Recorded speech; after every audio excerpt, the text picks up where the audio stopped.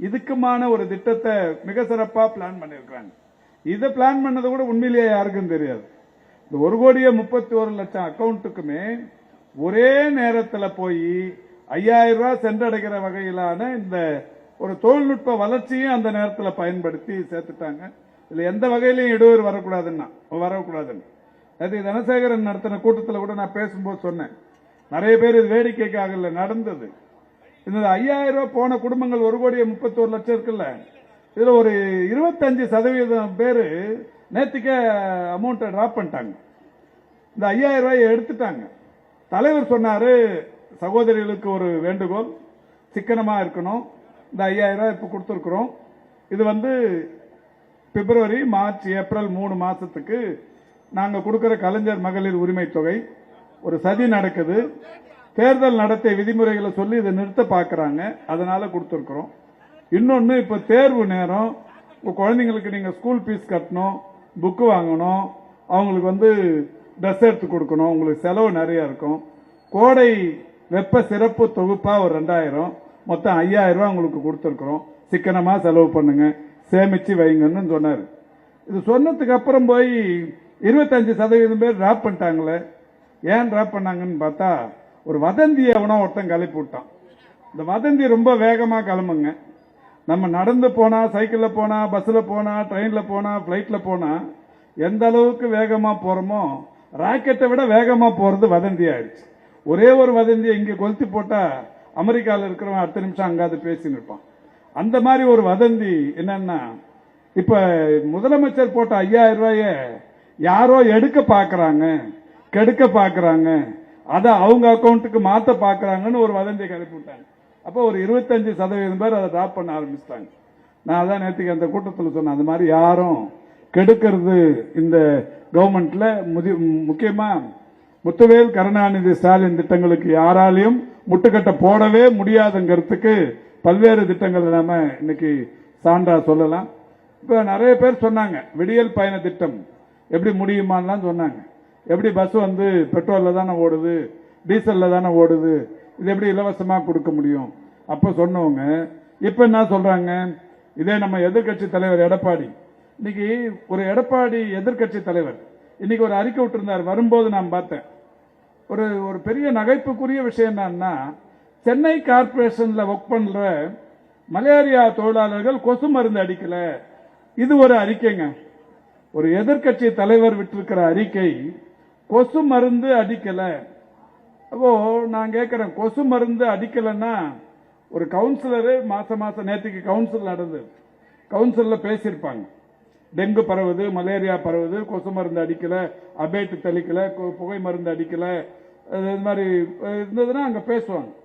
ஆனா அவங்க கட்சியிலயும் கவுன்சிலர்ஸ் இருக்காங்க, அவங்கள விட்டு நேற்று கவுன்சில்ல பேச வச்சிருக்கலாம். வார்டு கமிட்டி மீட்டிங் நடக்கும், ஸ்டாண்டிங் கமிட்டி மீட்டிங் நடக்கும், அதுக்கு அடுத்த ரிப்பன் பில்டிங்ல மன்ற கூட்டம் நடக்கும்.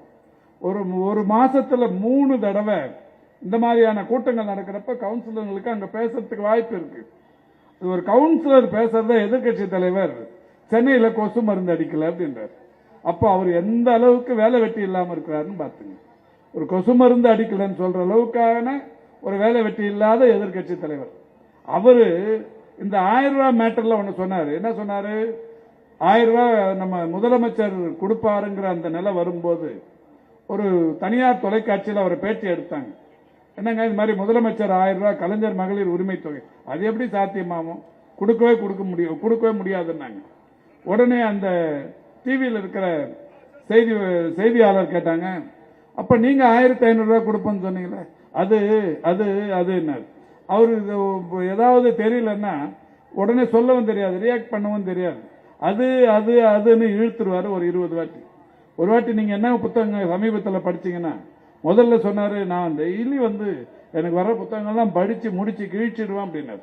அப்புறம் கேட்டாங்க, நீங்க எந்த புத்தகத்தை கடைசியா படிச்சீங்கன்னாரு. அதுன்னு 20 நிமிஷம் இழுத்தாரு. பத்திரிகையால முடிவு பண்ணிட்டான், நீ எதையும் படிக்கலன்ட்டு அவன் விட்டு போயிட்டான். அப்ப இதே மாதிரி அதுன்னு அதை விட்டுட்டாருன்னு வச்சுங்க. அன்னைக்கு இதுல அவர் இப்ப சொல்றாரு, நாங்க 2000 ரூபாய் தருவோம்.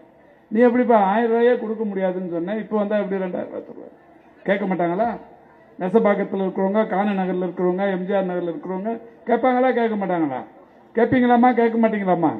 அப்ப 1000 ரூபாய் கொடுக்க மாட்டாருன்னு சொன்னா, கொடுக்க முடியாதுன்னு சொன்னவர் இப்ப எப்படி 2000 ரூபாய் கொடுப்பேன்னு சொன்னாரு?